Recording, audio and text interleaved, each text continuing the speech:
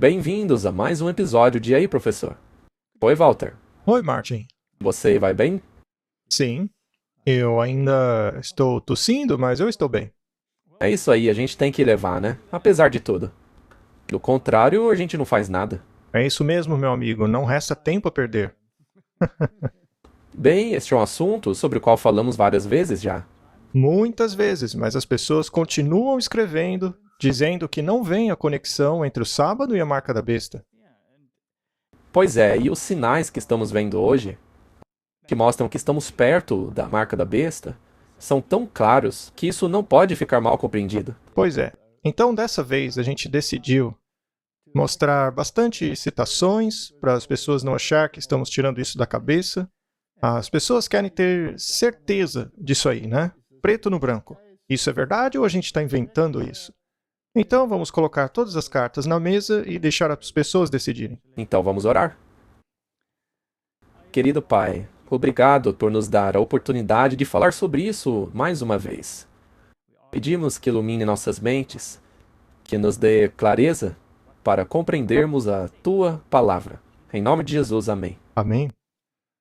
Bem, o que nos motivou a fazer isso foram alguns eventos que estão acontecendo nos quais pessoas preeminentes estão se referindo ao cristianismo e ao mundo secular que está em conflito. Então, foi pertinente, interessante concluirmos que essa questão da marca da besta precisa ser discutida mais uma vez, apesar de já termos falado muito sobre isso aqui. A questão é que, como já falamos antes, nós estamos realmente nos aproximando deste período na história. Portanto, quanto mais bem informado você estiver com relação a esse assunto, mais preparado você estará também, ou poderá se preparar. Nós colocamos uma imagem aí com um arco, né? Escrito Êxodo capítulo 20. E diz assim, lembre-se. Um dos 10 mandamentos começa com a palavra lembre-se. E é o mandamento do sábado. E lá no fundo você tem o Vaticano. É uma imagem muito significativa, mostrando o conflito entre as ideologias, certo? Eu acho que precisamos gastar algum tempo para deixar mais claro novamente qual é a natureza desse conflito e o quão profunda é essa discussão. Um estudo da Bíblia feito com oração mostraria aos protestantes o real caráter do papado e faria com que estes o abominassem, o desprezassem. Porém, muitos são muito sábios em seu próprio conceito e acham que não precisam se humilhar diante de Deus para que este os possa levar à verdade. Martin, quando ela faz uma citação dessa, precisa ser equilibrada com a ideia de que Deus ama as pessoas. É verdade. Não é uma questão contra os católicos, é contra o catolicismo. Assim como não é contra o protestante, mas sim contra o protestantismo caído, apostatado. Correto? Apesar de se orgulharem de sua iluminação, eles são ignorantes, tanto nas Escrituras quanto com relação ao poder de Deus.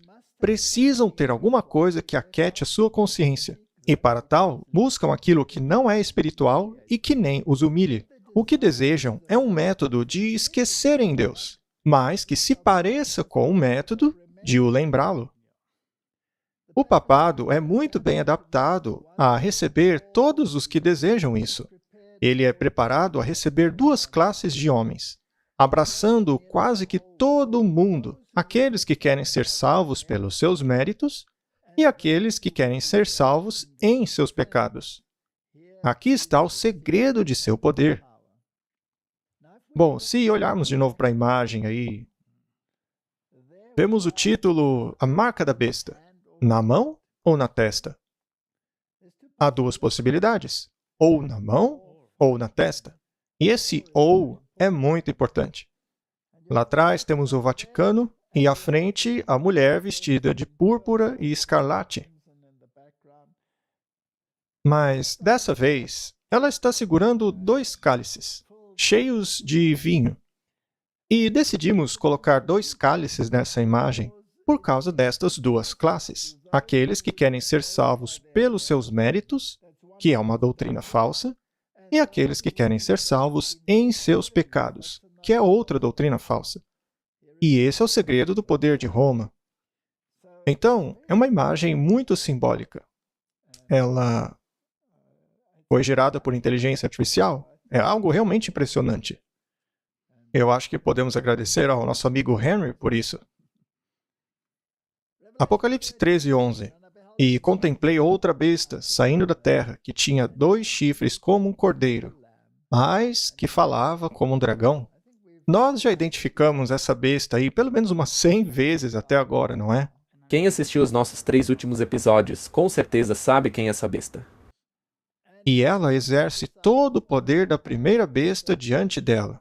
Essa primeira besta é o catolicismo, fazendo a terra e todos os que habitam nela adorarem a primeira besta, cuja ferida mortal foi curada. Então esse poder tem influência, tem capacidade. Esse poder pode fazer todo mundo adorar a primeira besta. Isso parece claro, não é? Sim, O poder de fazer o mundo obediente à primeira besta. E o que essa segunda besta faz? Verso 16.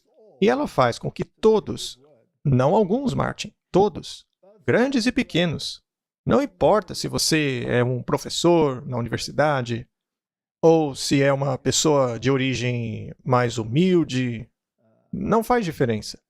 Rico, pobre, livre, escravo, todos a receberem uma marca em sua mão direita ou em sua testa. Como eu disse, a palavra ou é muito importante aqui. A besta não se importa se a marca está na sua mão ou se está na sua testa. O que importa é que você a tenha. por outro lado, Deus é diferente. Deus exige que tenhamos o seu selo tanto na mão quanto na testa. Exatamente. E quem não tiver a marca da besta, seja na mão ou na testa, não poderá comprar ou vender, a menos que tenha a marca ou o nome da besta ou o número de seu nome. Aqui está a sabedoria, que aquele que tem entendimento calcule o número da besta, pois é número de um homem, não de um computador ou coisa assim. É um sistema humanístico, Martin.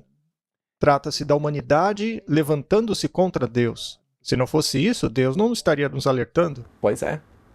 E seu número é 666. Bem, nós sabemos quem é a segunda besta. É os Estados Unidos da América. Este faz tudo o que a primeira besta deseja que ele faça. Exato. E já vimos como essa primeira besta controla as nações através das sociedades secretas. Só para deixar bem claro, esse sistema controla o mundo. Sim, todo o mundo. Não importa do que estejamos falando, se é a China, se é Nova York, enfim. Exato. Até mesmo a África. Não importa. Correto. Ezequiel 20, verso 12. Além disso, eu lhes dei os meus sábados para serem um sinal entre eu e eles, para que saibam que eu sou o Senhor que os santifica. Então, existe um sinal entre Deus e o homem que mostra que é Deus que santifica a humanidade. E este sinal é o sábado. Sim, está na Bíblia. É isso aí. É impossível contrariar o texto. Vamos ao verso 20. Honrem os meus sábados, e eles serão um sinal entre mim e vocês, para que saibam que eu sou o Senhor teu Deus. Bom, é possível que alguém decida ter outro Senhor, outro Deus? Sim, É possível que alguém deseje uma santificação que venha por outro meio que não seja por meio de Deus? certamente o próprio Caim fez isso. Muito bem. Então existe um ponto de conflito aí. Neste caso, o sábado não se torna um ponto determinante? Não é uma conclusão óbvia? Exato. As pessoas não precisam ficar em dúvida. Toda pessoa que quer ter este sinal do qual fala a Bíblia entre Deus e o homem é o sábado. É tão claro que não dá para divergir disso aí. O sábado está ligado ao poder santificador de Deus. Só Deus pode nos santificar. Nenhum ser humano pode.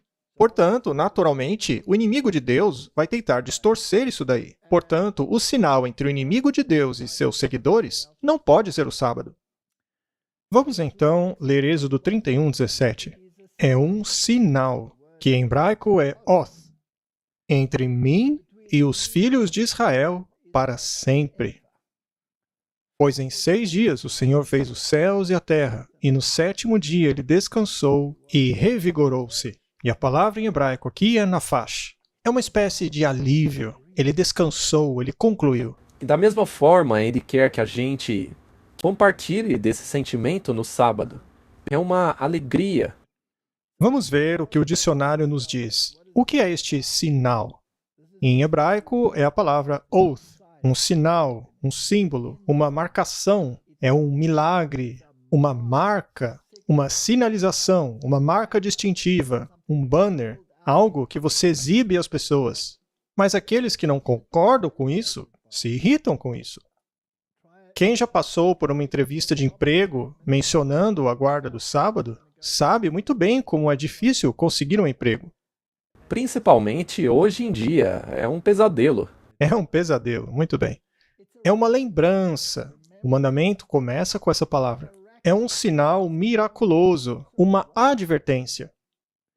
É uma insígnia, um estandarte, um milagre, uma prova. Portanto, a única maneira de saber qual Deus você serve realmente é através deste sinal. Sim, na verdade é uma coisa simples. Que Deus você serve, Martin? Eu sirvo o Deus do sábado. O Deus do sábado, né? O sábado verdadeiro. Portanto, se você guarda o 7º dia, você está adorando um Deus específico. Mas, se você guarda um outro dia, então você adora um outro Deus. Não é lógico? Faz todo sentido. É o que o texto diz. Mas por que é um sinal? Porque em 6 dias o Senhor fez os céus e a terra.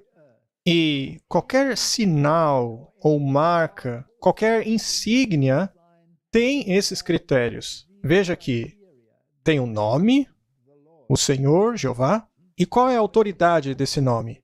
Ele é o Criador. E ele reina sobre o quê? Sobre o céu e a terra. Este é, portanto, o selo de Deus. Porque este deve conter o nome, o título e o território da pessoa. E somente o mandamento do sábado possui isso. E tudo isso está descrito dentro do próprio mandamento. Correto? Então, não dá para errar. Não. E se isso é o selo, se é um sinal, se é uma marca, então é um símbolo de autoridade. E qualquer documento de grande importância no mundo precisa ter um selo nele, o selo de autoridade. Precisa estar assinado por alguém de autoridade.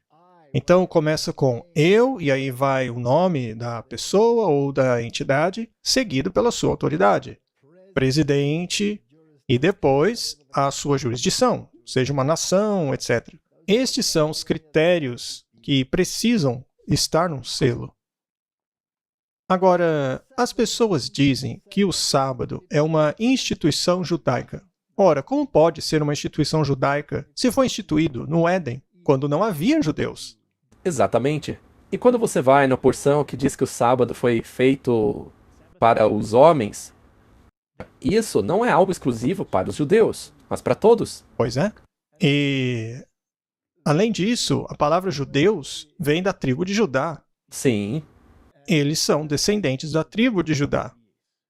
Mas a verdade é que o descanso sabático se aplica a todo o planeta, porque ele foi introduzido no Éden. Mas vamos nos certificar disso daí. Isaías capítulo 56, verso 6. Também os filhos do estrangeiro, que se unirem ao Senhor para o servi-lo e amar o nome do Senhor, para serem seus servos, todos aqueles que guardam o sábado, evitando profaná-lo e apegando-se à minha aliança, até mesmo estes eu trarei para o meu santo monte e os farei felizes na minha casa de oração. Suas ofertas queimadas e sacrifícios serão aceitos em meu altar, pois minha casa será chamada casa de oração para todos os povos. O sábado é só para os judeus, Martin? Não, para toda a humanidade. É para toda a humanidade. É o fator distintivo entre os servos de Deus e os servos de outra coisa qualquer. Simples assim.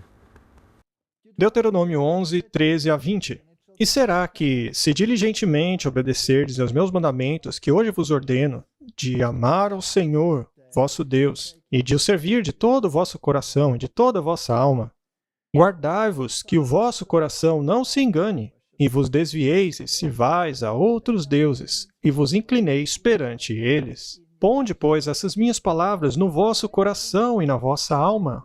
Atai-as por sinal na vossa mão, para que estejam por frontais entre os vossos olhos. Bem, os judeus entenderam isso de maneira literal. Eles colocaram parte da lei numa pequena caixinha e a amarraram em sua testa e mão. Mas será que é isso que Deus está pedindo? Não. Deus quer que você internalize a lei dele. Ter a lei de Deus como sinal na sua mão significa agir de acordo com a lei. E colocar a lei na sua testa significa pensar de acordo com ela.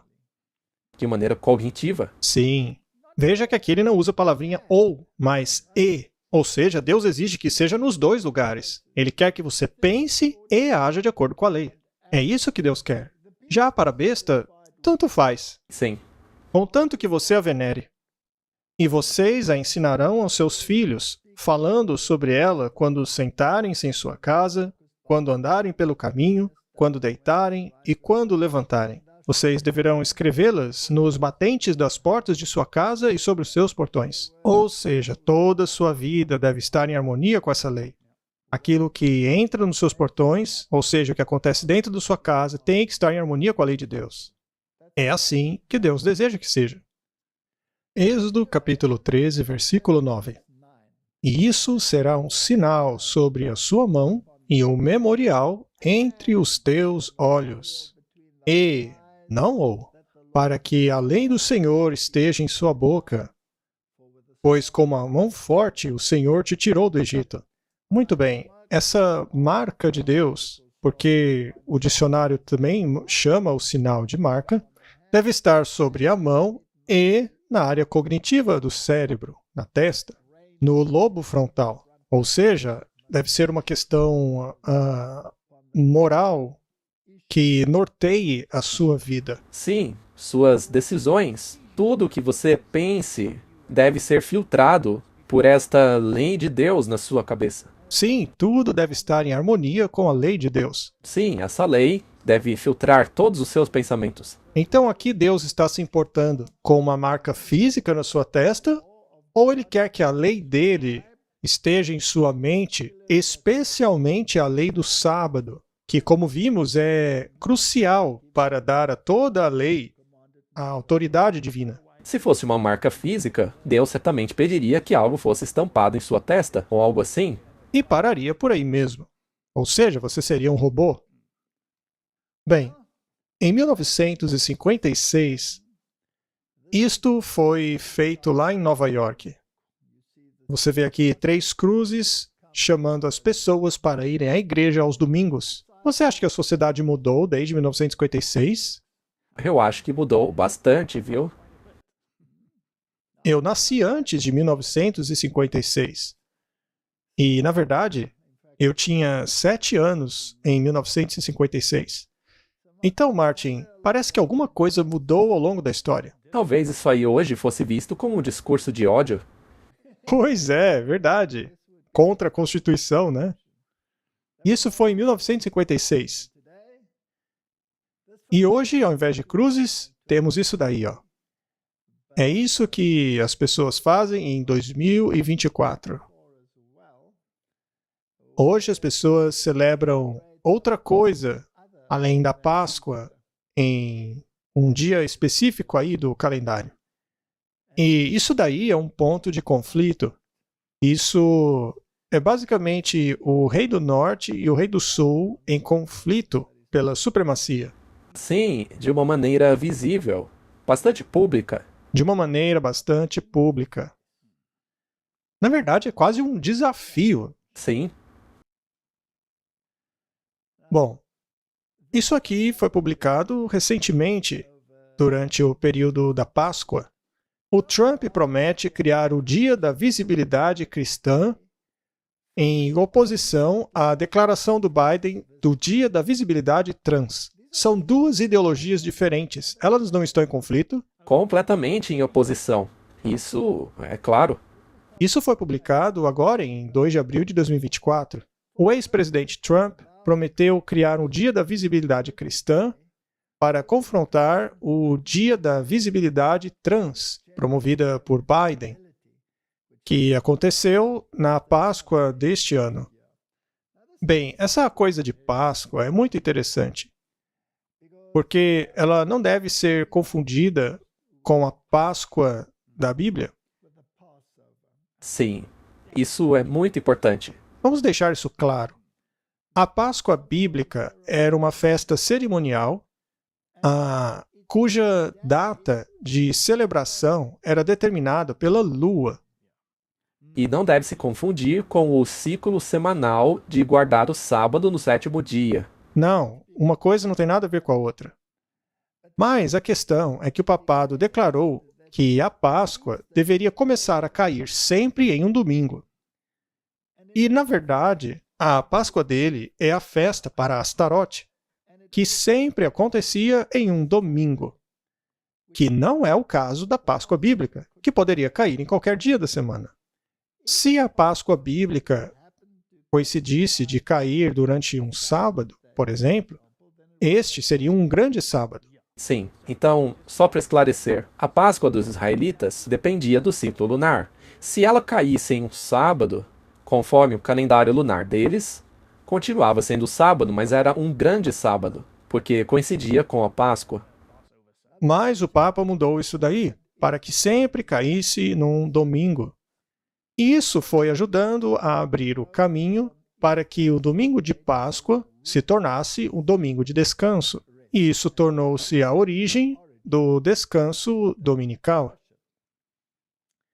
E ele diz o seguinte: mas em que porcaria o Biden estava pensando quando declarou o domingo da Páscoa como dia da visibilidade trans? Perguntou Trump aos seus apoiadores durante a campanha em Green Bay, Wisconsin, na terça-feira. Isso é um total desrespeito aos cristãos.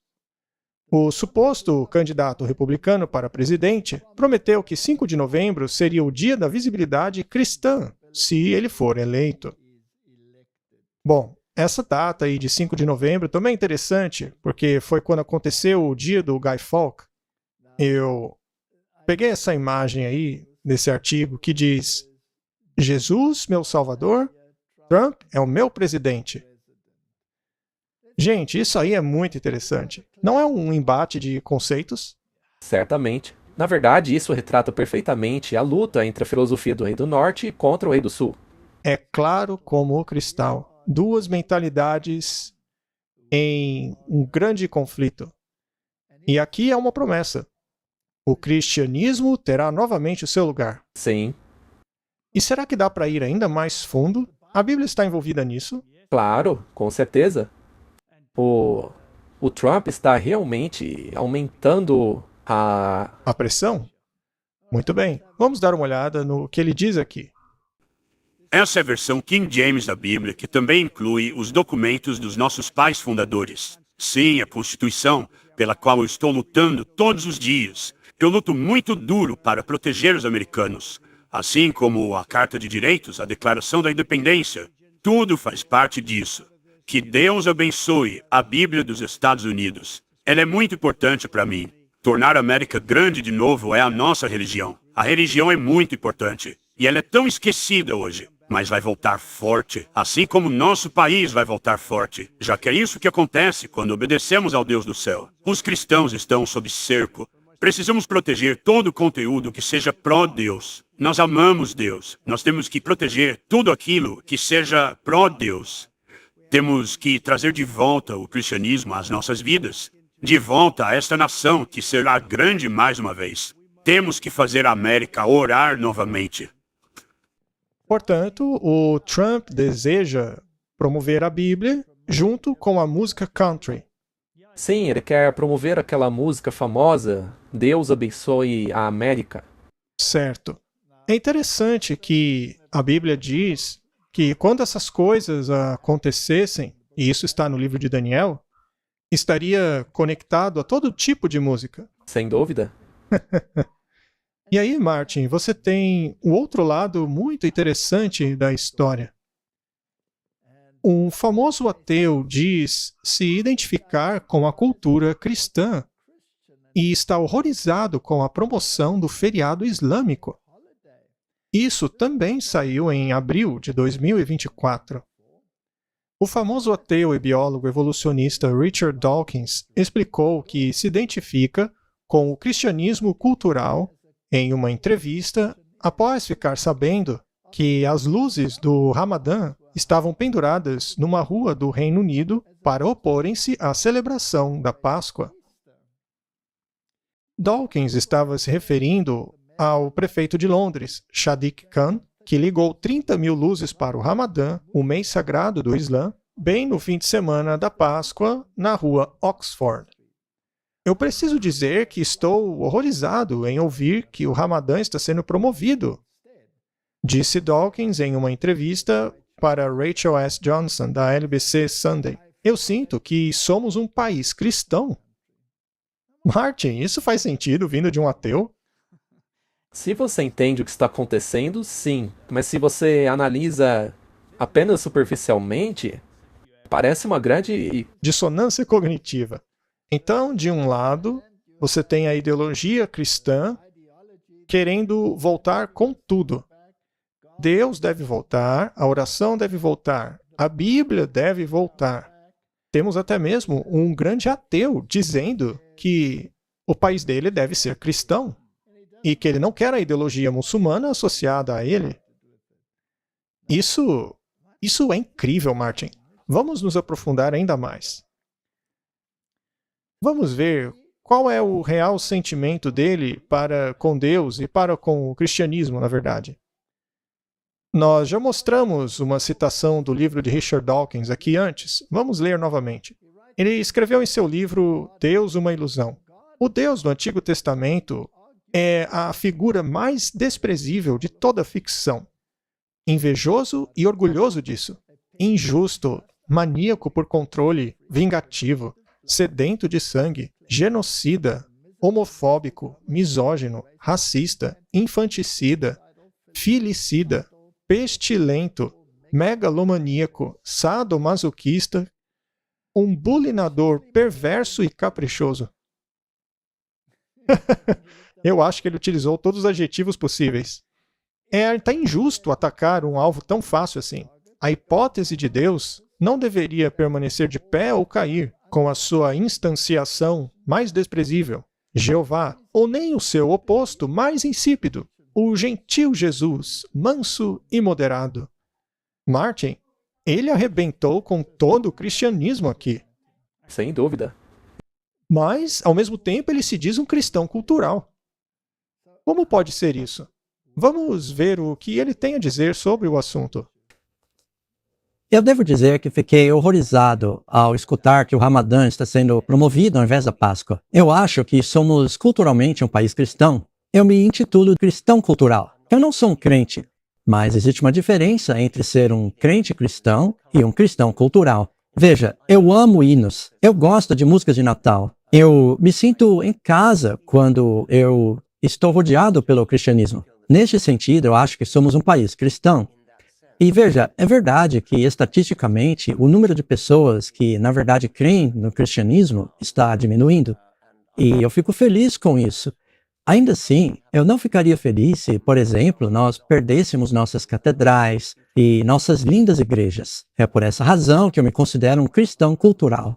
Eu acho que se o cristianismo fosse substituído por qualquer outra religião alternativa, isso seria pavoroso. Eu gosto de viver em um país culturalmente cristão, apesar de eu não acreditar em uma única palavra da fé cristã.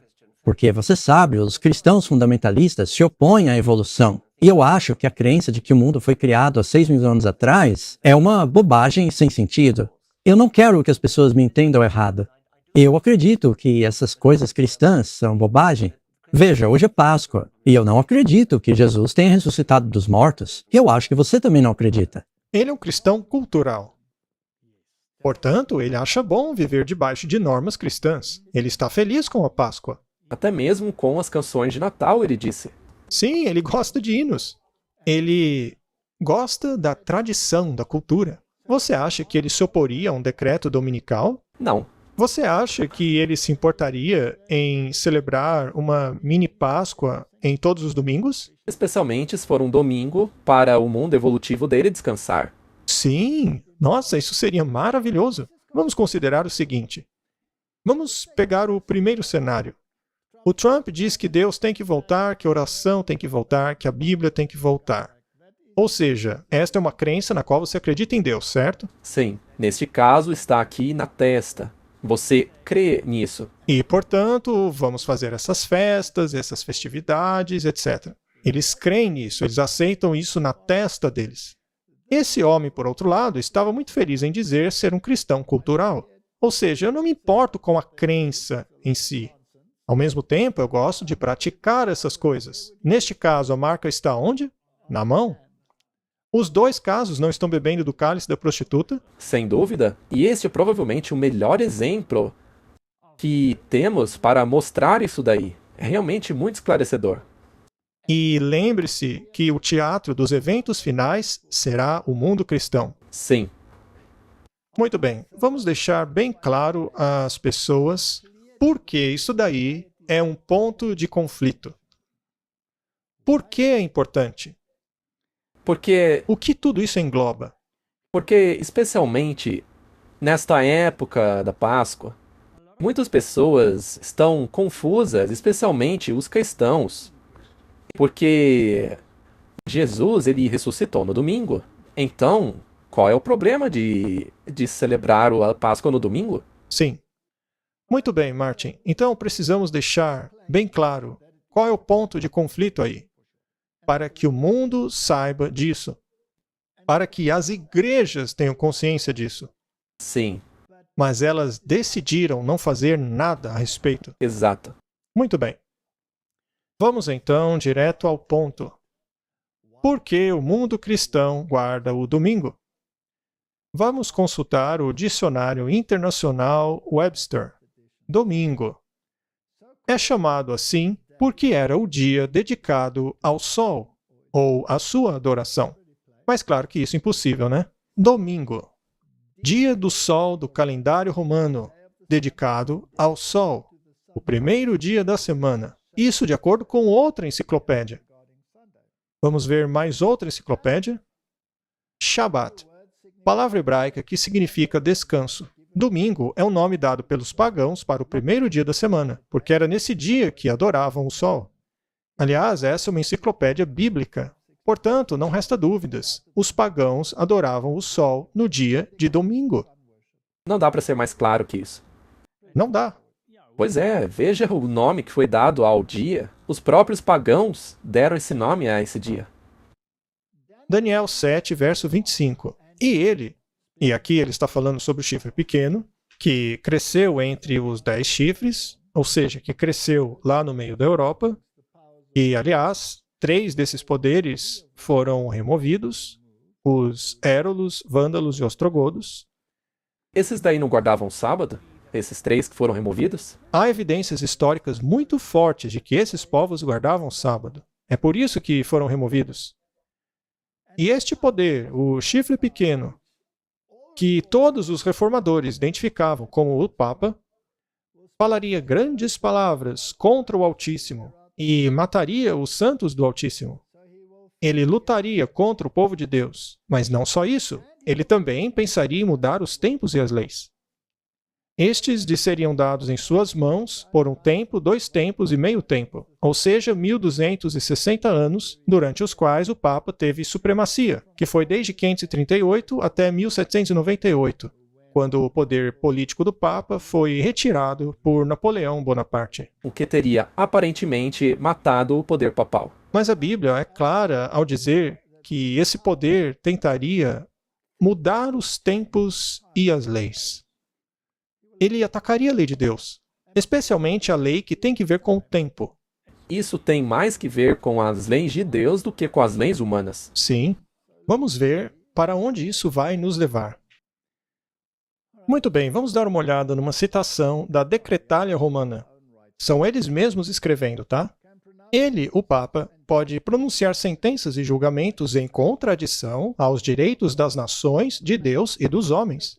Isso não é muita arrogância? Totalmente. Ele está se colocando acima de Deus. Ele pode se eximir das leis dos apóstolos, uma vez que ele é superior, assim como as das leis do Antigo Testamento. Ele não conseguiu piorar, Martin. Isso é um grande absurdo. O Papa tem poder para mudar os tempos e abrogar as leis. Ora, ora, ora, não é a mesma linguagem de Daniel? Sim, A dispensar todas as coisas, até mesmo os preceitos de Cristo. A arrogância desse homem não tem limites. Ele está jogando isso na cara de Deus. parece o Lúcifer falando. Muito bem. 1 João 3,4. Todo aquele que comete pecado transgride a lei, pois pecado é a transgressão da lei. Veja só essa definição bíblica. Pecado é a transgressão da lei. Ora, se você chegar ao ponto de querer mudar a lei, você não está transgredindo? Sim, Com toda certeza. Não é então o homem do pecado falando aí? sim. Vamos ver como ele fez isso. De um lado aí da tela temos o Catecismo da Igreja Católica, artigo 2052, 257. Ali na esquerda você tem a lei como está escrita ali na versão King James da Bíblia. E é importante enfatizar que a Igreja Católica vê o catecismo como uma norma que está acima da Bíblia. Exatamente. Muito bem. Na Bíblia King James, o primeiro mandamento diz: Eu sou o Senhor teu Deus, que o tirei da terra do Egito, para fora da casa da escravidão. Não terás outros deuses diante de mim. Mas, se você for ali no catequismo, diz assim: Eu sou o Senhor teu Deus, não tenha deuses estranhos diante de mim. Parece semelhante, mas tem algo faltando aí. O que será que está faltando, Martin? São justamente as palavras que os tirou da terra do Egito, da casa da escravidão. Ora, por que eles tiraram justamente essas palavras? Porque isso especifica um Deus. Sim, é um Deus muito específico. Qual deles? Aquele que tirou seu povo do Egito. Se você quer um Deus genérico, um Deus ecumênico, você precisa tirar isso daí. E é exatamente o que eles fizeram. Porque eles estão se associando ecumenicamente. Portanto, tiveram que remover isso. Bom, o segundo mandamento é um mandamento muito longo na Bíblia. Você não deve fazer imagens de escultura e de nada em semelhança daquilo que está acima no céu, debaixo na terra ou nas águas debaixo da terra. Os pagãos não faziam isso? Sim, eles faziam todo tipo de ídolos para adorarem. Por acaso, eles não colocam em suas igrejas as imagens daqueles que estão debaixo da terra, ou seja, dos mortos? Sim, Os católicos não chamam eles de santos? sim. Se você pegar os outros deuses, como, por exemplo, Poseidon, isso tudo também são ídolos. E se você for a Roma, as estátuas que eles têm de Pedro, na verdade, são estátuas que eram dos pagãos que eles simplesmente puseram os nomes bíblicos. Não se curvem diante destas imagens e nem as sirvam, pois eu, o Senhor seu Deus, sou um Deus ciumento, que visito a iniquidade dos pais sobre os filhos até a terceira e quarta geração daqueles que me odeiam. E mostro misericórdia a milhares de gerações daqueles que me amam e guardam os meus mandamentos. O que ele está basicamente dizendo aí é que, se você praticar isso na sua casa, é provável que a terceira e quarta geração continue a fazer essas práticas. Talvez até mais gerações do que essas daí. Então, Martin, será que podemos dizer que esse mandamento seria uma pedra de tropeço para o catolicismo? Sim, porque as igrejas deles estão cheias de ídolos. Mas qual é o segundo mandamento no catolicismo? Veja que interessante. Eles simplesmente removeram, apagaram o segundo mandamento original. Não existe mais. Mas aí você tem um problema, porque sobram apenas 9 mandamentos. Eles têm que corrigir isso de alguma maneira, mas a questão é essa. A Igreja Católica precisa modificar o primeiro e apagar o segundo mandamento. Já com relação ao terceiro mandamento, diz assim: Não tomarás o nome do Senhor teu Deus em vão, pois o Senhor terá como culpado aquele que toma o seu nome em vão. Já o catequismo diz assim: Não tomarás o nome do Senhor teu Deus em vão. Ora, o que mudou? Perceba que eles removeram a advertência. E também há uma razão para isso. Porque se esse mandamento é de Deus, Então é Ele próprio que nos adverte a não fazer isso. Agora, se este mandamento vier de uma fonte diferente, então a fonte original não pode adverti-lo, não pode repreendê-lo. Então vamos removê-lo. Pois é uma outra divindade falando aqui, ocupando o lugar da original. É isso aí. Então, a punição já não existe mais.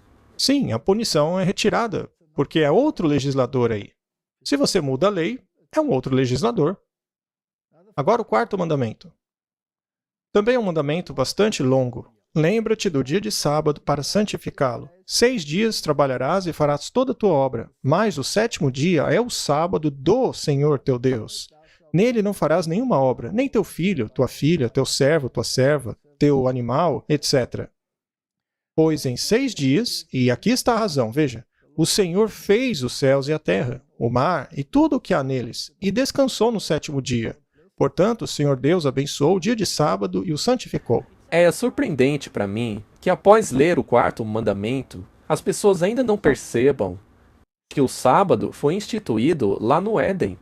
E é o selo de Deus. Pois é, Ele revela quem deu a lei. é tão claro. O sábado foi dado no Éden, e ele é o sinal. Sim, e dá até o nome, Jeová. Muito bem. O quarto mandamento virou o terceiro para eles, porque, como vimos, eles apagaram o segundo. E o deles diz assim: lembre-se de santificar o dia do Senhor. Eles são muito astutos. Eles podiam ter escrito: lembrem-se de santificar o primeiro dia. É mesmo, não é? Por implicação, eles estão querendo dizer que o dia do Senhor é o primeiro dia. Mas em Isaías 58, na Bíblia, nos é dito claramente que o dia do Senhor é o 7º dia, o sábado. Então este é um engano gigantesco. O que eles tiraram daí, Martin? Eles removeram o coração do mandamento. Eles tiraram a parte que dá jurisdição, que mostra quem foi a autoridade que deu a lei. Mas eles também mudaram algo muito importante. Eles tiraram o nome do sábado. Mudaram para o dia do Senhor, por implicação, dizendo que esse dia é outro dia que não o 7º. E o único trecho que eles usam para embasar isso está no livro de Apocalipse, onde João disse que estava em visão no dia do Senhor. Ora, mas lá não é dito que dia era esse. É óbvio que era o sábado, o 7º dia, porque é o único dia que a Bíblia considera como dia do Senhor. Mas eles dizem que não, que era o primeiro dia da semana. Veja só. Por todo o Novo Testamento, o sábado continuou como dia santo. Todos guardavam o sábado. Jesus guardava o sábado, os apóstolos guardaram o sábado. Todo mundo guardou o sábado. O único argumento que eles usam como fundamento para isso é que Jesus ressuscitou no primeiro dia. Mas a Bíblia não diz que o sábado foi transferido para o primeiro dia por causa disso. Vamos deixar essa questão bastante clara. Esse é o Catequismo e Missa de New Baltimore. Isso foi retirado do Catequismo e Missa do padre McGuire de 1949. Ele leva, entre outros, a sanção do cardeal Francis Spellman, arcebispo de Nova York. A versão do McGuire é a lembra-te de santificar o dia do Senhor. Para as crianças e outros, para quem esse catequismo é direcionado, isso é explicado por meio das seguintes questões e respostas. Qual é o terceiro mandamento de Deus? Isso já está errado, né? Porque a ordem original não é essa. Mas ele diz, o terceiro mandamento de Deus é, lembra-te de santificar o dia do Senhor. Pergunta, mas por que a igreja nos ordena guardar o domingo como dia do Senhor? Resposta, a igreja nos ordena guardar domingo como dia do Senhor porque Jesus Cristo ressuscitou no domingo. E no domingo, o Espírito Santo desceu sobre os apóstolos. Muito bem. Quem está dando essa ordem aí? É a Igreja Católica. É a igreja que está dando essa ordem. Mas quem ordenou o quarto mandamento bíblico? Deus. Deus. O que nos é ordenado pelo terceiro mandamento? O terceiro mandamento nos ordena adorar a Deus de uma maneira especial aos domingos, o dia do Senhor. Veja só. Eles nem mencionam como sábado, porque, como você disse, eles não poderiam fazer isso. Este mandamento deles tem que ver com Deus? Não, porque virou um outro mandamento. O Deus deles quer ser adorado no domingo. Já o Deus da Bíblia quer ser adorado no dia que ele concluiu a criação, que é o sétimo dia, o sábado. Mas este mandamento aqui, o católico, é um mandamento completamente diferente. Pergunta: como a igreja nos ordena adorar Deus no domingo? Resposta: a igreja nos ordena adorar Deus no domingo ao participarmos do santo sacrifício da missa. Martin, este é um mandamento totalmente diferente. É outro legislador. Sem dúvida. Este mandamento não é os 10 mandamentos de Deus. E aqui eles mandam participar da missa, a famosa Eucaristia que eles querem que todos participem, que é o sacrifício perpétuo de Jesus Cristo. Enquanto que a Bíblia diz que Jesus foi sacrificado de uma vez por todas. Isso significa que Jesus é sacrificado todos os domingos. Portanto, o catecismo é uma abominação, porque é contrário à lei de Deus. Certo, vamos para o 5º mandamento. Honra teu pai e tua mãe, para que os teus dias sobre a terra se prolonguem, que o Senhor Deus te dá. Obviamente, esse aí se tornou o 4º mandamento deles, que diz assim: honra o teu pai e tua mãe. Mais uma vez, Martin, o que é que está faltando aqui? É a parte que diz, para que os seus dias sobre a terra se prolonguem, que o Senhor Deus te dá. E é interessante que Paulo se refere a este mandamento como um mandamento com uma promessa. Só que eles tiraram a promessa. Exato, pois quem foi que fez a promessa? Pois é, não pode ser Deus. Trata-se de um novo legislador. É por isso que eles retiraram. 6º mandamento, não matarás, para a Igreja Católica, foi para o 5º mandamento. 7º mandamento, não cometerás adultério, para eles virou o 6º mandamento. Agora, lembre-se, Martin, que na lei de Moisés havia uma longa definição com relação ao significado deste adultério. Mas no catolicismo, esse significado foi mudado completamente, especialmente pelo Papa Francisco. O 8º mandamento virou o 7º para eles, não roubarás. O 9º mandamento, não darás falso testemunho contra o teu próximo. Para eles virou o 8º. E agora veremos a solução que eles encontraram. Porque seria estúpido eles acabarem no 9º mandamento, não é? Bom, o que eles fizeram foi pegar o 10º mandamento e dividi-lo em 2. O 10º mandamento original diz: não cobiçarás a casa do teu próximo. Não cobiçarás a mulher do teu próximo, nem a sua serva, nem o seu servo, nem o seu boi, seu jumento, nada que pertença ao teu próximo. E aí, eles dividiram isso em 2. Não cobiçarás a mulher do teu próximo. E número 10, não cobiçarás os bens do teu próximo. Isso é interessante, porque no protestantismo, os luteranos pegaram os 10 mandamentos do catequismo da Igreja Católica. É, né? Eles não pegaram a versão original da Bíblia. Aff. E é interessante que eles deram uma mudadinha nesses últimos 2. Porque o deles diz: não cobiçarás a casa do teu próximo, enquanto o outro diz: não cobiçarás a mulher do teu próximo. Então eles simplesmente inverteram os últimos 2. Isso é uma grande tolice. Neste caso aqui, eles pelo menos guardaram a ordem original da Bíblia. Mas os luteranos chegaram a inverter. Mas enfim, Martin, o que eles removeram e por quê? Vamos dar uma olhada. Eles removeram a casa, certo? Enquanto que na versão protestante, ela ainda está lá, em um dos mandamentos.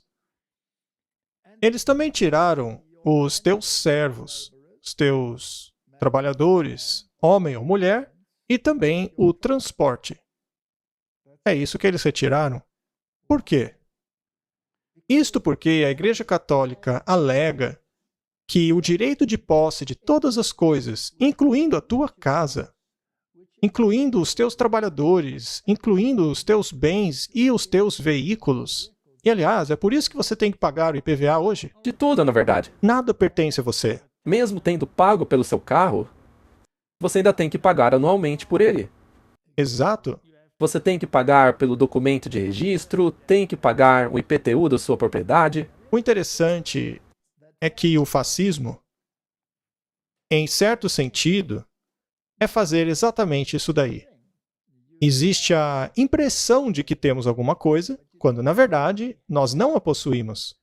Roma diz claramente que somente ela tem o direito de possuir propriedades, como todo o resto, na verdade. Não é interessante que isso vai diretamente contra o que diz a Bíblia, que diz que Deus é o dono de tudo? Sim, eles se colocam no lugar de Deus. Muito bem. Isso aí é um conjunto novo de mandamentos dado por um novo legislador. Ele instituiu novos tempos e leis. Ninguém pode negar isso. Agora vamos à Revolução Francesa, onde as coisas ficam descaradas. Lembre-se que a filosofia do fim do mundo vem a partir do abismo profundo de Apocalipse capítulo 11. Nós já falamos sobre isso em bastante detalhes. E os filósofos associados eram pessoas como o Voltaire.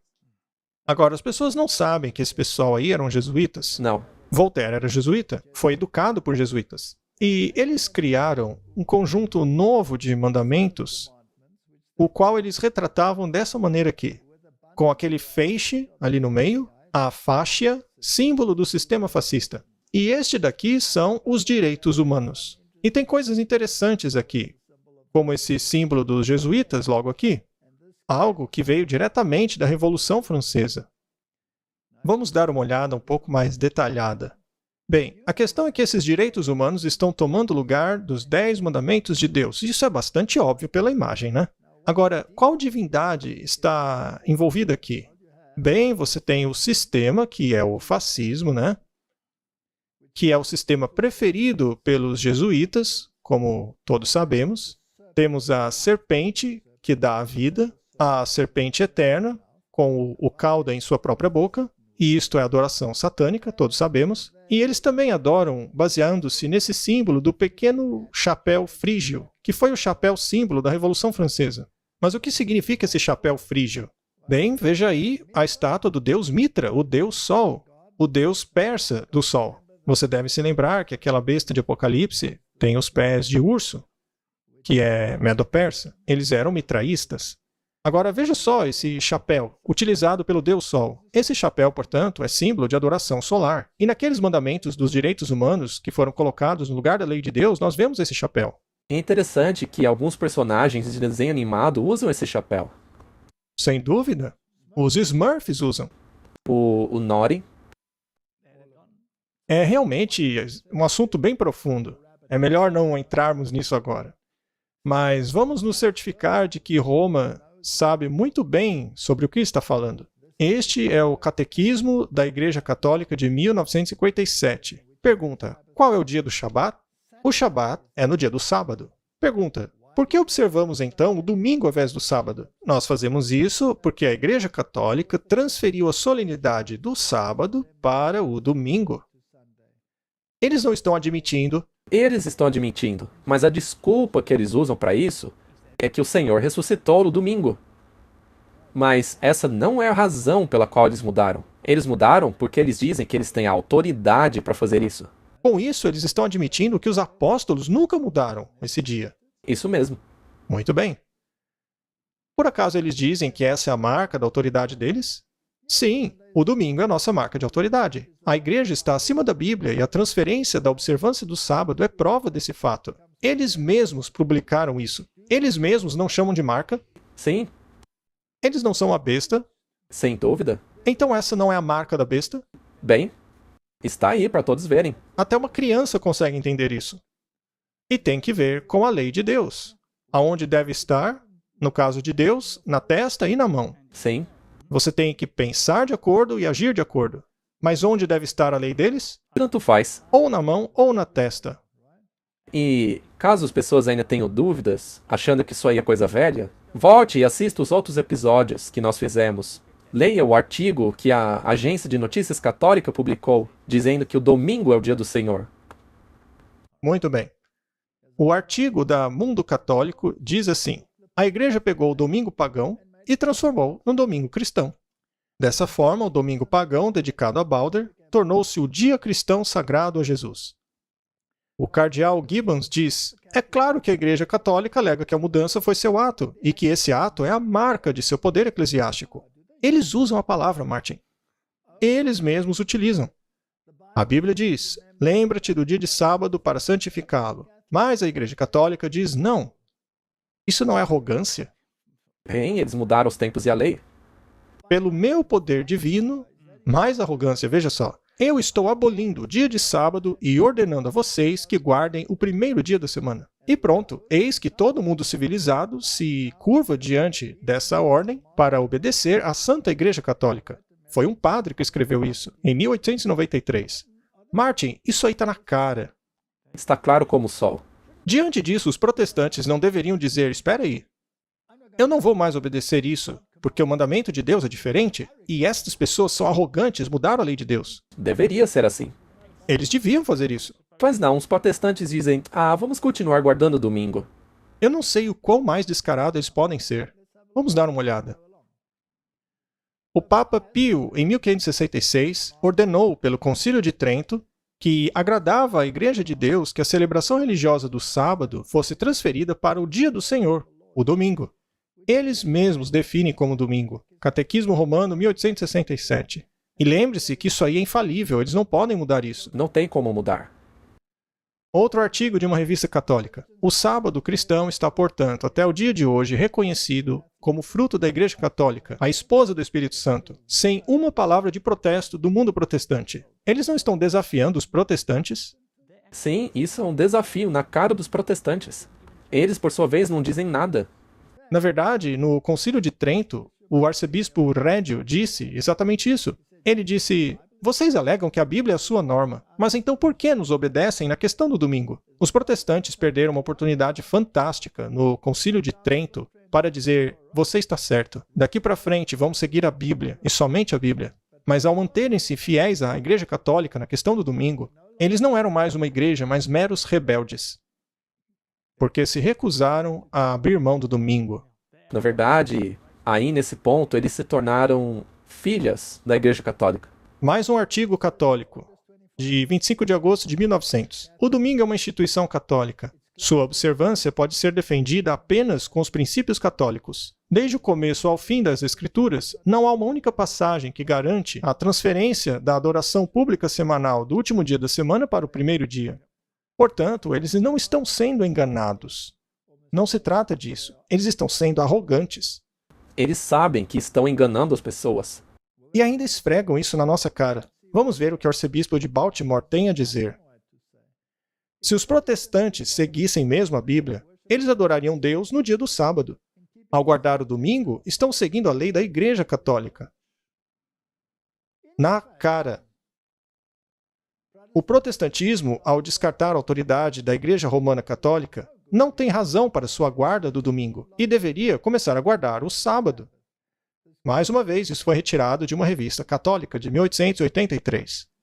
Eles sabem o que estão fazendo. Muito bem. E quão arrogante eles podem ser? Veja só o que eles dizem.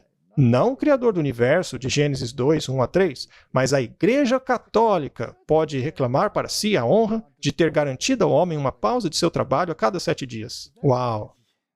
Isso daí está nos direitos humanos. Você tem direito de um dia de descanso. Exato.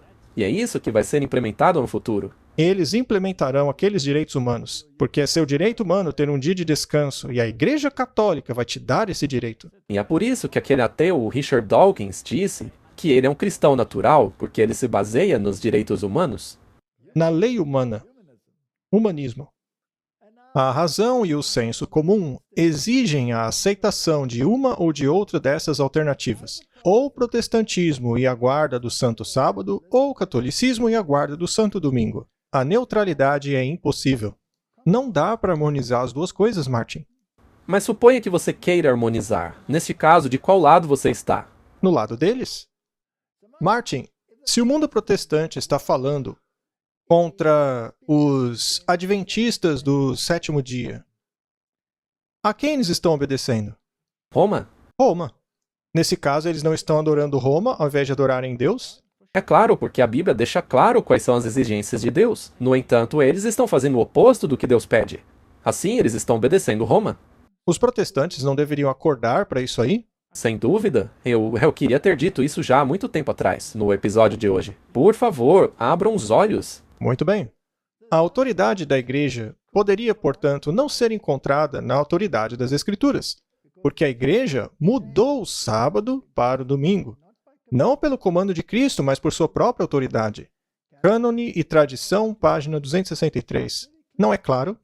O que vale mais para ela, a Bíblia ou a tradição? A tradição está acima da Bíblia? Muito bem, meu amigo. Deveríamos falar sobre a Bíblia e sua autoridade mais uma vez? Sem dúvida alguma, temos que esclarecer esse assunto. Afinal, onde está a verdadeira autoridade? Este não é outro ponto de contenda? Com certeza é. É outro assunto espinhoso que afeta todo mundo. Sim, porque... E a gente já falou sobre isso. Mas temos que fazer de novo, porque o problema é que as pessoas não percebem o quão sério é que nós precisamos ter a palavra pura de Deus para saber o que Ele pede de nós. E para sabermos a quem adorar. Sim, E como mostrar ao mundo a quem adoramos? Guardando o sábado. Esse é o sinal. é um sinal que mostra ao mundo qual é a autoridade que adoramos. E aqueles 2 cálices ali na mulher, que ela está segurando, um é para aqueles que querem ser salvos em seus pecados e o outro para os que querem salvar pelas suas obras. Os que recebem a marca em sua testa ou os que recebem a marca em sua mão. Não é isso? Que interessante, né? É exatamente o que está acontecendo no mundo hoje. Muito bem. Mais uma publicação católica. O domingo não é fundamentado nas escrituras, mas na tradição. É uma instituição católica distinta. E o engraçado é que os protestantes clamam como deles. Estão fazendo papel de ridículo. Sim, O Novo Testamento não faz menção explícita de que os apóstolos mudaram o dia de adoração, mas nós sabemos disso pela tradição. Mais uma vez, o Catequismo de Baltimore. Páscoa no domingo, Páscoa na sexta. Quem decide as datas? É o Papa que decide. Ué, não são as igrejas protestantes? Não, é o Papa. Muito bem, e o que diz o nosso Senhor sobre todas essas tradições que substituíram a lei de Deus? Mateus 15, versos 3, 6 e 9. Mas ele respondeu a eles dizendo: por que vocês transgridem os mandamentos de Deus pela sua tradição? Vocês anulam o mandamento de Deus com a sua tradição. Mas em vão eles me adoram, ensinando como doutrinas mandamentos de homens. Eles adoram em vão, Martin. Em vão. Aqueles direitos humanos são em vão. Em vão. Em vão. Afinal, quem deu a nós os nossos direitos? Deus deu a nós os nossos direitos. Neste caso, aquele documento, aquela bobagem humana que eles elaboraram, não vem de Deus. Não, pode até soar bonitinho, mas é contrário à lei de Deus. Agora, os protestantes sabem disso? Ou será que são voluntariamente ignorantes ou ignorantes sem querer mesmo? Olha, eu acho que eles sabem. Eles sabem. Vamos dar uma olhada. Igreja Episcopal. Existe algum mandamento no Novo Testamento que muda o dia semanal de descanso do sábado para o domingo? Nenhum. Este é o Manual da Doutrina Cristã. Nós fizemos a mudança do 7º dia para o 1º dia, do sábado para o domingo, sob a autoridade da única Igreja Católica Santa e Apostólica de Cristo. Por que guardamos o domingo? Portanto, será que eles reconhecem que estão adorando em vão? Eles reconhecem até mesmo a autoridade da própria Igreja Católica. Muito bem. E o que dizer dos luteranos? A observância do Dia do Senhor, domingo, é fundada não sob uma ordem de Deus, mas na autoridade da Igreja. Confissão de Augsburg. Será que sabem? Sim, e eles reconhecem a autoridade da Igreja como estando acima da autoridade de Deus. Ok. E o que dizer dos presbiterianos? Mudança do dia de observância do último dia da semana para o 1º dia.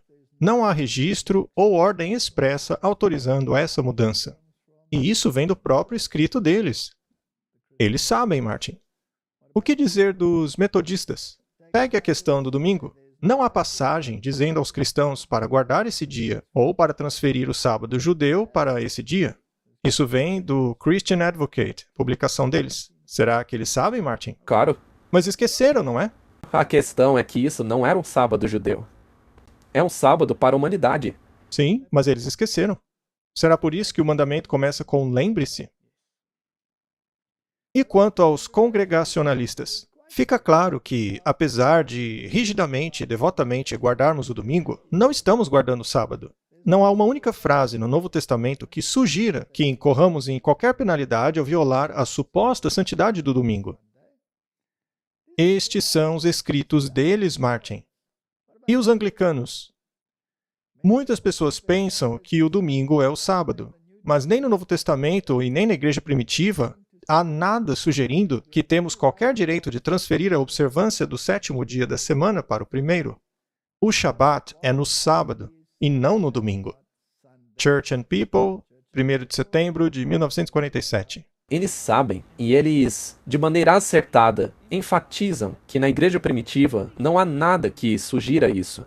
Porque as pessoas dizem, não, mas no começo os próprios discípulos mudaram. Os apóstolos mudaram do sábado para o domingo, começando com Paulo. O curioso é que os próprios escritos das igrejas contrariam isso. Veja os batistas. Existiu e existe um mandamento para santificarmos o sábado. E esse sábado não era o domingo. Não há evidência escriturística da mudança do sábado, do sétimo dia, para o primeiro dia da semana. São eles falando. Eles mesmos reconhecem que guardam o domingo hoje por causa que a Igreja Católica fez essa mudança, pela ressurreição de Jesus Cristo no domingo. Ok? Portanto, vamos nos certificar mais uma vez. O domingo é puramente uma criação da Igreja Católica. E, novamente, é uma publicação católica aqui. O domingo é uma lei unicamente da Igreja Católica. Mais uma publicação católica. A observância do domingo pelos protestantes é uma homenagem que eles prestam, apesar deles próprios, à autoridade da Igreja Católica. Então é isso, Martin. Está provadíssimo que os protestantes não têm base nenhuma para guardarem o domingo. Exatamente. Eles estão adorando aquele que criou essa lei. Mas os protestantes dizem, como eu posso receber o ensino de uma igreja apóstata? Aqui eles estão sendo sarcásticos, Martin. É a Igreja Católica sendo sarcástica. Sim, essa aqui é uma publicação católica. Continuando. Como, perguntamos nós, vocês conseguiram receber seus ensinos por toda a vida, em oposição direta ao seu suposto professor, a Bíblia, com relação à questão do sábado? Na verdade, eles estão rindo deles. É isso mesmo. Rindo da cara dos protestantes. Aqueles que seguem a Bíblia como seu guia, como os israelitas e os adventistas do sétimo dia, têm o peso da evidência ao lado deles, enquanto que os protestantes bíblicos não têm uma palavra sequer em sua defesa na questão da substituição do domingo pelo sábado. Será que os católicos sabem de alguma coisa?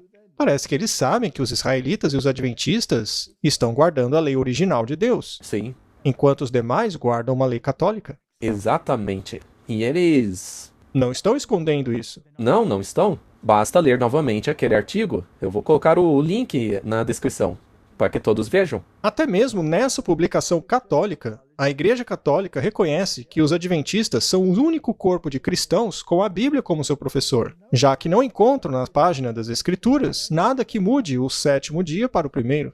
E daí vem o seu nome, Adventistas do Sétimo Dia. Acho que vale a pena explicar esse nome novamente, porque muitas pessoas não querem fazer parte dessa igreja por acharem esse nome meio estranho. Ora, mas o que há de estranho nisso? O sétimo dia está em nosso nome porque guardamos o sétimo dia que Deus mandou. E o Adventistas se refere ao segundo advento de Cristo. Aí se dá Adventistas do sétimo dia. Será que a Igreja Católica sabe por que nos chamamos assim? Com precisão.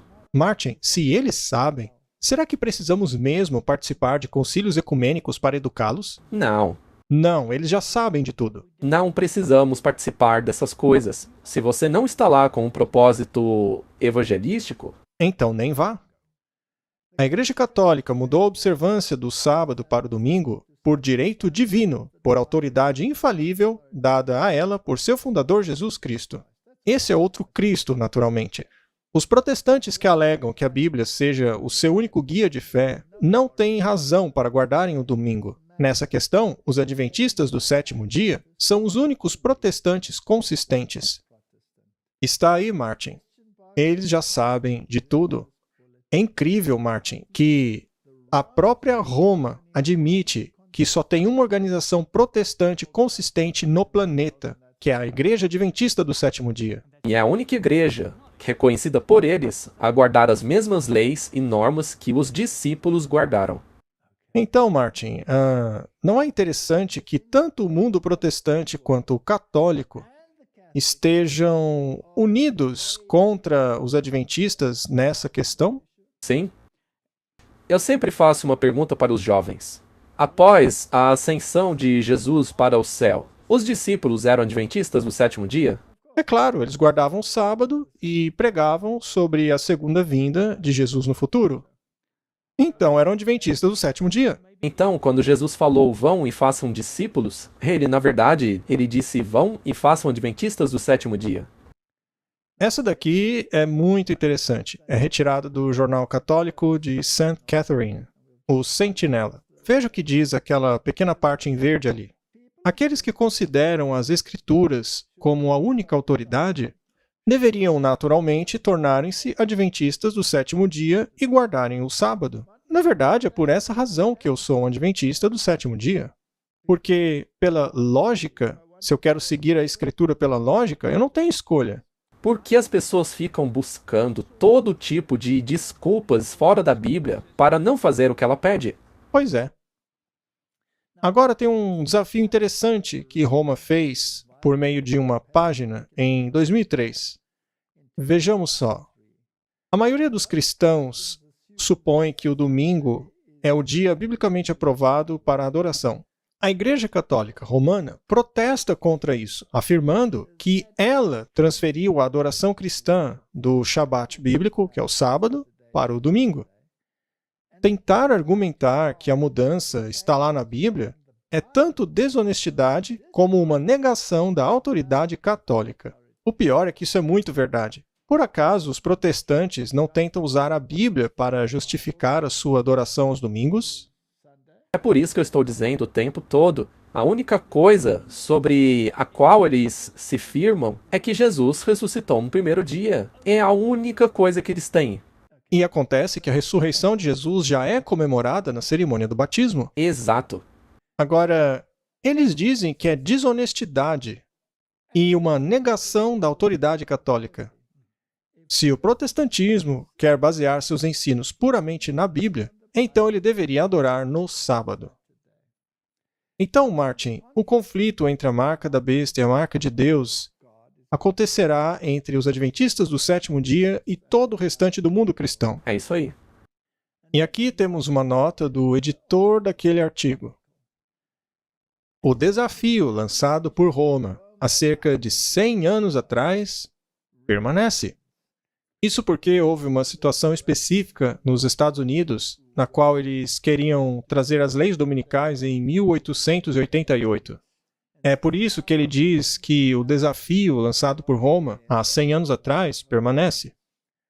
Ou a Igreja Católica está correta, ou a Igreja Adventista do sétimo dia está correta. Isso porque foi um adventista do sétimo dia, o A.T. Jones, que argumentou na legislatura dos Estados Unidos que não era correto introduzir uma lei dominical. E aconteceu que eles ganharam. Aqui eles disseram, ou a Igreja Católica está correta, ou a Igreja Adventista está correta. Não há outra escolha. É isso aí. Mais uma vez, duas escolhas. Apenas duas opções. E se uma pessoa escolher nenhuma, então toda a doutrina da sola escritura colapsa, e junto a ela o pilar sobre o qual o protestantismo se firma. O restante não passa de religião inventada, um Deus inventado, um conjunto de doutrinas que serve apenas aos propósitos humanos e não ao do Criador, como Satanás e Lutero antes dele. Eu acho engraçado que eles colocam os dois no mesmo nível. Os protestantes têm declarado por credo, ação e pensamento, e até mesmo por palavra, eu não servirei. Martin, não existe outra igreja. Ou você é católico e está aliado aos católicos como os protestantes, ou você é um adventista do sétimo dia. E foram eles que disseram isso, nem fui eu. E também não é o que a Bíblia diz a respeito. E, afinal, qual é a exigência para ser a igreja remanescente? Guardar os mandamentos de Deus e apegar-se ao testemunho de Jesus. É isso aí. E essa é a igreja adventista do sétimo dia, que se opõe a outra igreja. Vamos dar uma olhada no verso de Isaías 66, 22. Com relação aos novos céus e a nova terra, os quais eu farei, permanecerão diante de mim, diz o Senhor, para que a sua semente e o seu nome permaneçam. E acontecerá, de uma lua nova a outra, de um sábado a outro, toda a carne virá me adorar, diz o Senhor. Será que o sábado vai permanecer no mundo futuro? Sim, no céu.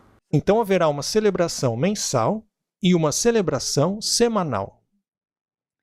O que acontecerá na celebração mensal? Eu suponho que a árvore da vida, que dá seus frutos uma vez por mês, porque é isso que a Bíblia diz, eu acredito que haverá um festival da árvore da vida uma vez por mês, enquanto que o sábado será semanal. E a árvore da vida está na cidade, a Nova Jerusalém.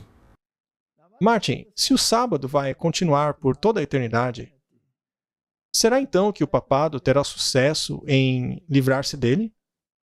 Não, Então, quem, na verdade, será varrido do mapa? o papado. E isso vai acontecer durante as pragas. Então, Martin, eu acho que é isso aí. A marca da besta é exatamente o que temos dito que ela é. É um decreto dominical forçado sobre as pessoas. Se você segui-lo, você estará prestando homenagem à besta. E quem vai obrigá-lo? Os Estados Unidos da América serão os primeiros a introduzirem esse decreto, seguido pelas outras nações e por todo o mundo que escolherá a mesma coisa. E todos que forem enganados quanto a esse respeito terão a marca da besta em sua testa.